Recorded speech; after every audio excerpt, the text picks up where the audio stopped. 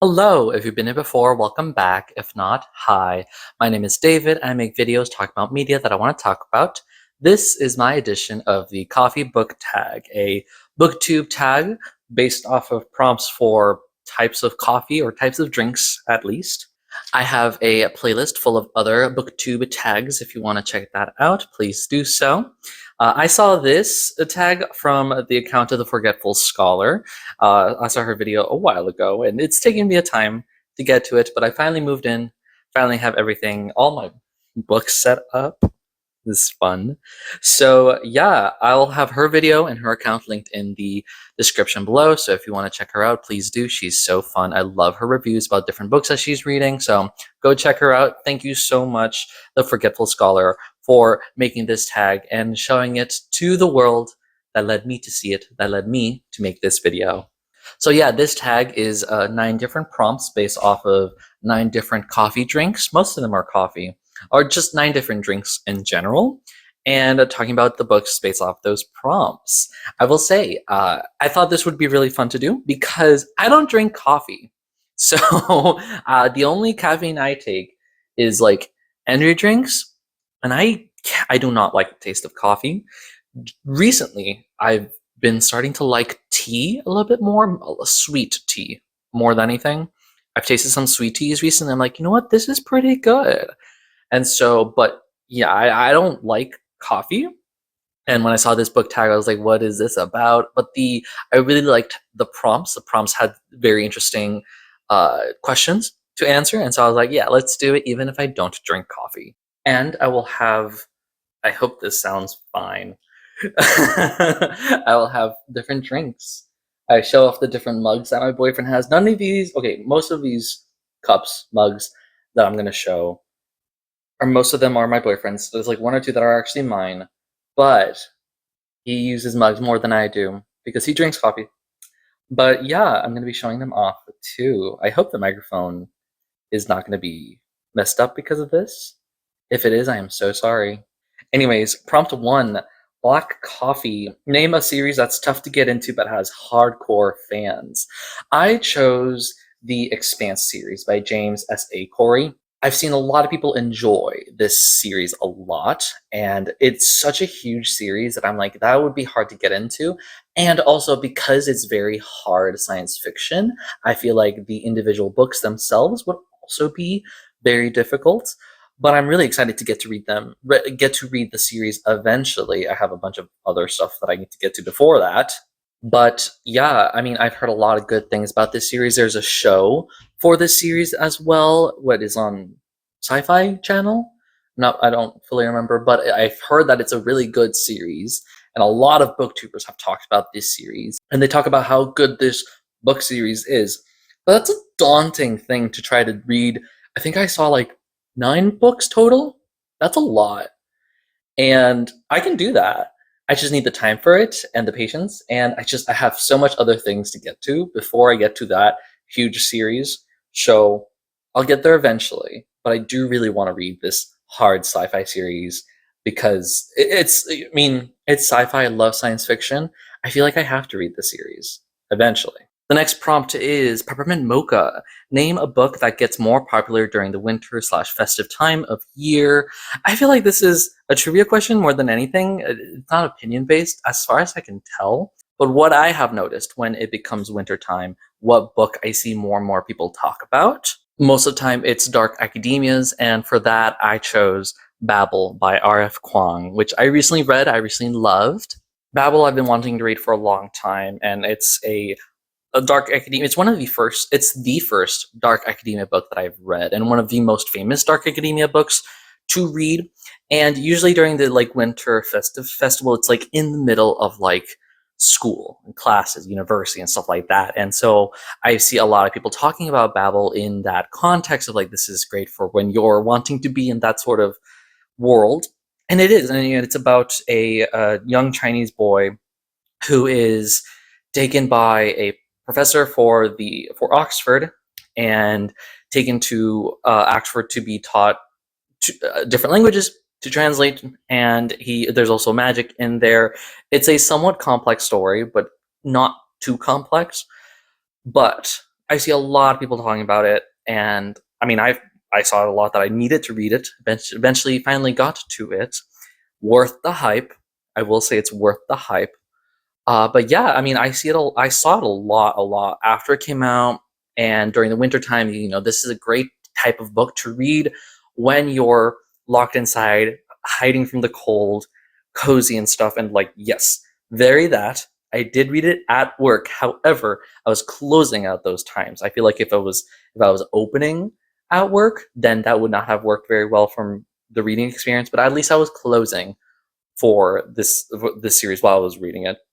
And yeah, that's the book I picked for this prompt. You see it? It's Figment. Next prompt is 3, hot chocolate. What is your favorite children's book? And so honestly, this was a difficult choice because I've been rereading a handful of children's books or young adult books and stuff like that that I wanted to revisit since my childhood.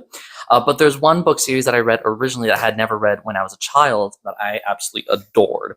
And that's His Dark Materials by Philip Pullman. This book contains all 3 of the books of The Golden Compass, The Subtle Knife, and The Amber Spyglass. Yes, all 3 of those books in one. This is like 1,000 pages.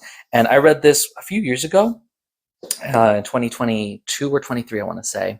And I adored it because I've read a lot of young children's books, obviously, but this was the first one that I felt like the story was not fully talking down to you, and I loved it so much, and I was really happy with it. So it's about, how do I tell what His Dark Materials is about?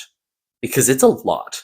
It's about this young girl, Lyra, who learns that she doesn't know that she is part of this prophecy, and the adults all around her are either trying to help her continue to fulfill this prophecy or trying to stop her from fulfilling this prophecy. She doesn't know what she's doing in terms of prophecy, but she is trying to do what she wants to do, which is help her friends survive and stop bad people from doing bad things. And there's just a lot. I absolutely adore this series so much. And if I had read this when I was younger, obviously I would have reread it by now. But like, oh my god, I don't know what I would be even better if I had read this when I was younger, because it would have taught me a lot about religion, about friendship, about adults. And so I feel very grateful to have. I'm going to pass this book along to my sister, who is younger than me, 13 years younger than I am. And I want her to experience it at the age that I should have experienced it instead of 20, lower 20s like I did. So one of my favorite children's books. Another contender, I guess, would be, can you see it? Del Toro Quest. But I like the show a little bit more than the book. I've seen the show a lot more than the book.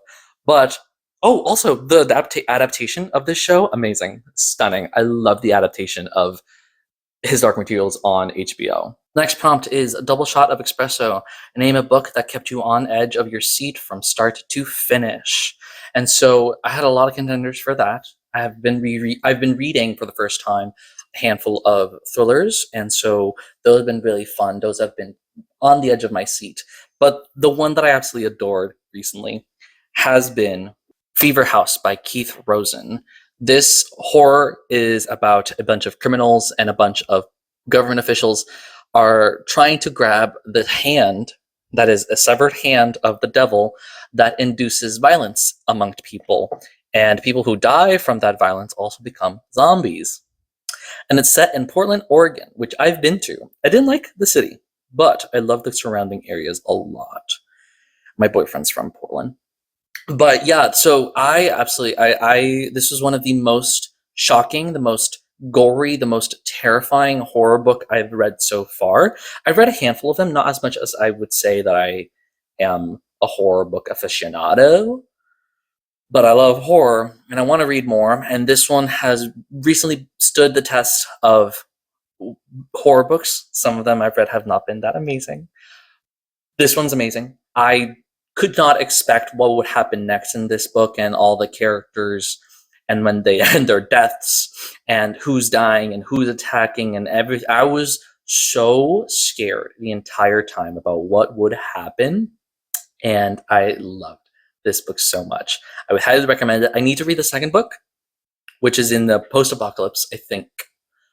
Don't have my hands on that yet, but I'm really excited for that. And I think it fits really nice in like SCP slash Magnus Protocol type of horror that I really enjoy. Like, it's government officials trying to hide they're doing something really bad with things that shouldn't be messed with. And so I had a lot of fun with it, and I was I was terrified. So good. You see, it says Nassau, Bahamas. My boyfriend has been to the Bahamas. Prompt 5, Starbucks. Name a book you see everywhere. And so it was hard to choose this one, but I was like, honestly, anything by T. Kingfisher. I have not read any books by T. Kingfisher yet. The one book I want to read is What Moves the Dead, with the bunny. That sounds really fun. I've also seen a lot of the Sentient Sword one. I think it's Everlasting. No, that's not what it's called. It's the one with the sword that's sentient. And so for example, I've been wanting to read What Moves the Dead for a hot minute, but this was before I really started keeping track of my books and stuff, and I just saw it at the bookstore and was like, this sounds interesting, it sounds horror, and so I added it on my list. And then there was another book separately that was like a paladin romance that's like Guardian romance, gay as well. Sounded really fun. Also added it into my list of books that I wanted to read. I didn't really connect that those are the same author. And then this most recent book came out, and I saw a lot of people talking about it. Doesn't really interest me. I might read it if I get my hands on it, but I'm not going to search it out. I'm sorry. But Tim Kingfisher has at least 2 books on my reading list that I have not read, that I did not know were by the same author. And I keep seeing a lot about Kingfisher and how good they are, and I want to read these books. Haven't got to it, but I see them around a lot. And also, great variety.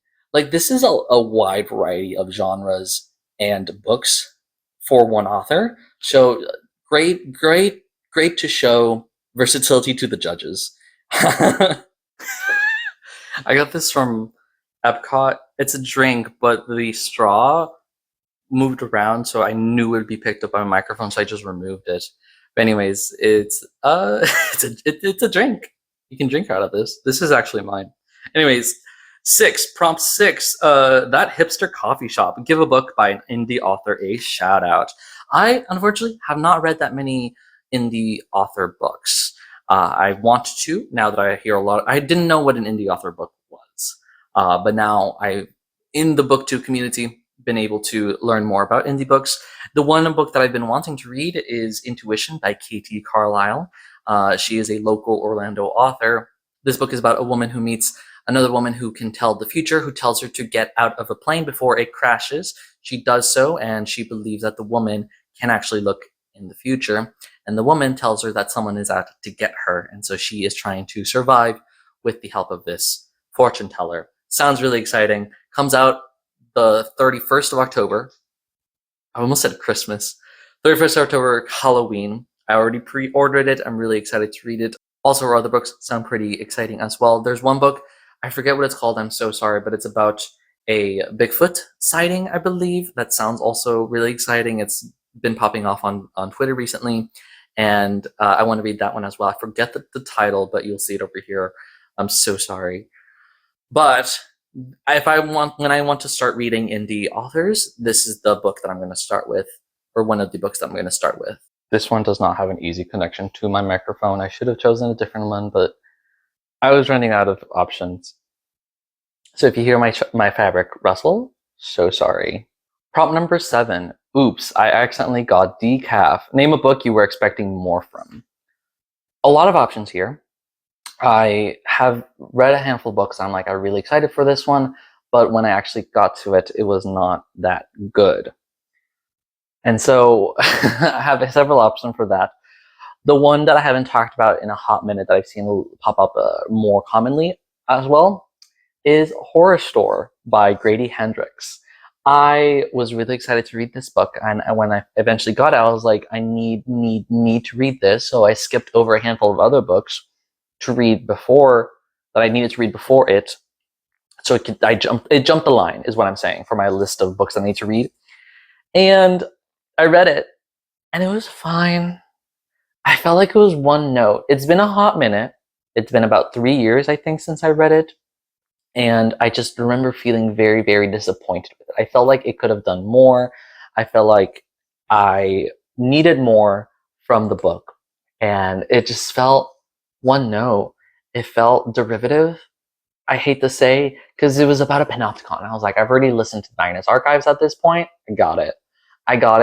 And it felt, I don't know, I just did not quite enjoy it. And since then, I haven't read any other Grady Hendrix because I was turned off by, I think that's the right terminology. I was really excited to read the book, but when I finally got to it, I was like, I'm fine with not reading other Grady Hendrix. However, there has been some Grady Hendrix that I've seen look a little interesting. So if y'all know any other Grady Hendrix that y'all liked, I'll give him another chance. But at this point, I was like, Horror Store, had such high hopes for it, and once I read it, I was like, this is fine. It's fine. It had great moments of horror and had really fun framing of like it being a catalog, a fake catalog of IKEA. And yeah, if you disagree with me, I am so sorry. I could not. I finished it. I read the entire thing, but I needed more from it. It felt too one note for me. I ran out of connections, so I'm not going to move as much so that you can't hear the marker banging around in this Magic Kingdom mug. But anyways, the next prompt, the perfect blend. Name a book or series that has both a bitter and sweet but ultimately satisfying taste to it. And this was a difficult prompt for me, but I took a series that I finished recently, which I don't want to mute. I'll take the last book, is the Septimus Heap series by Angie Sage.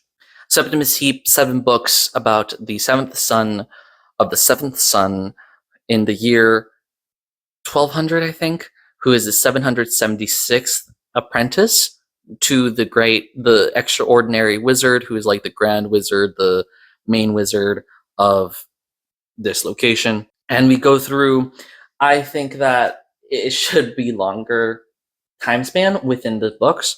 7 books, I think, takes up only 2 years. And I feel like it needed a little bit more time for the characters to grow. And that's why I feel a little bitter about it. However, as the story went on, the story matured, the characters matured just slightly a little bit more. And ultimately, it had a satisfying ending. Some rocky patches here and there, especially regarding character interactions, character motivations, character actions that I felt were very contrived, did not fit with the characters themselves. However, the magic, amazing. The setting, amazing. The world building, everything around it, also amazing. The main character, Septimus himself, amazing character. The other supporting characters are also well written, which is why sometimes their actions felt weird. And the events that happen, it just kept ramping up. And since the 3rd book, books 3 to 7 were just straight up amazing. And when it finished, it felt really sad, but also bittersweet that this series is finally ending. I mean, 7 books. 7 books each. I have all, can you see them? Can you see them right here? It felt really nice to be able to finish the series, but also really sad because I can't revisit this. I mean, I could revisit it by reading the spin-off series, but I'm not gonna do that right now. I have other series to read and reread and stuff like that. And so, it was very bittersweet. Perfect blend. What was the prompt? Yeah, bitter and sweet to finish this series. This one has a little hat that goes on top of here, but my microphone's right there. Anyways, it's a Munchable series of like Disney characters as food. My boyfriend loves these. I love these. They're pretty cute. But yeah, last but not least, the last prompt is an Irish pub song by the Rumjacks. I don't know what that means. A book that is misunderstood. I'm assuming that's like a song that people don't like or something. I'm not fully sure. I don't recognize that reference. If you know what that reference is, please let me know. But anyways, a book that is misunderstood by a lot of people is A Ballad of Songbirds and Snakes by Suzanne Collins. When this book first came out, I did not want to read it. I thought this was superfluous, and I didn't really understand why this was published. I heard a lot of people talking about the book, and their reviews were unfavorable about the book, and sort of showing a bad light on it. So I decided not to read it. But when Sunrise of the Reaping came out earlier this year, I decided to actually get to read this book just to be able to fully critique it as is. I believe that you can't really critique a book until you've actually consumed it and read it in full. And so I wanted to be like, hey, I know this book is bad because I read it. And then I did. I loved it. I absolutely adore this book so much. And the thing is, people look and keep talking about how horrible Coriolanus Snow is. He is. Do not get me wrong. He is a horrible, horrible person, horrible character, even at this age. He's like 18 at this time, I think, or 16, something like that. Young, but also horrible.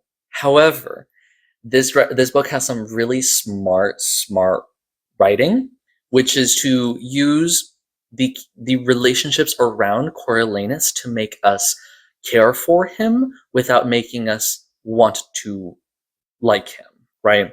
We are invested in his story because of the relationships around him, not because of him, right? So those relationships are Tigress, Lucy Gray, and Sejanus. All three of those characters are amazing characters, amazing side characters that we, the audience, care about. And because they care about Coriolanus in different ways, then we have to be invested in Coriolanus. And as he ticks off all of the relationships that he ends, the more and more angry we become, and we can see this evolution of this horrible young guy into the horrible old man that leads the Hunger Games, right? And so also the depiction of the 10th Hunger Games, Lucy Gray, an amazing, amazing character, amazing victor. And all of the side characters, like I said, Sejanus and Tigress, also really fun. The other characters, other students in the school, the mentors, and also the other tributes in the arena. I think that the ending in this book for the Hunger Games, which was a lot more interesting than what happened in the movie, but the movie was also really fun and made sense. It made sense why it ended with the tank of snakes, but the book obviously goes only like a handful of people are killed by the snakes, but like Lucy Gray has to actually kill people, and I feel like having Lucy Gray actually kill Reaper with poison and then someone else. She kills like 3 people, I think, 2 or 3 people. I don't fully remember, but I think she should have had the chance to do that, to show that in the movie, or whatever. But yeah, I absolutely adored this book because of how smart the writing was, because Suzanne Collins knows we do not like Coriolanus, and she's not trying to trick us into liking Coriolanus. She just wants to explain and show. And also Lucy Gray. I mean, Lucy Gray makes up for this book as well. And so I think like, a lot of people talk down about this book, but I think you should give it a chance. This man talks a lot. This man thinks a lot. It's very introspective. It was a whiplash going from this book to watching the movie, where I'd hear nothing of Coriolanus's thoughts. However, you can tell that he's thinking a lot, and that's really fun. But yeah, no, this book is misunderstood, and I think a lot of people should read it to get their full thoughts about what happens. And yeah, I absolutely adore this book. So yeah, that is my edition of the Coffee Book Tag. Thank you again so much to the Forgetful Scholar for making this video that introduced me to this book tag. I had a lot of fun finding these books, talking about these books and stuff like that. I have tagged a handful of booktubers as well in the comments. I challenge you to do this book tag as well. And if you have already done this book tag, I'm so sorry. Let me know so I can watch your video. And if you're not tagged and you see this video and you want to do the book tag, please do. And just tag me in the description as well so I can watch your video. I want to see how you respond to these questions as well. Thank you so much for watching. If you got this far, please let me know what you thought about this video. Have you read any of these books? Do you agree or disagree with any of my responses? Thank you so much if you got this far. Don't forget to like, comment, and subscribe. Share with your friends. Let me know what you think. Don't forget to be passionate, and I'll see you later.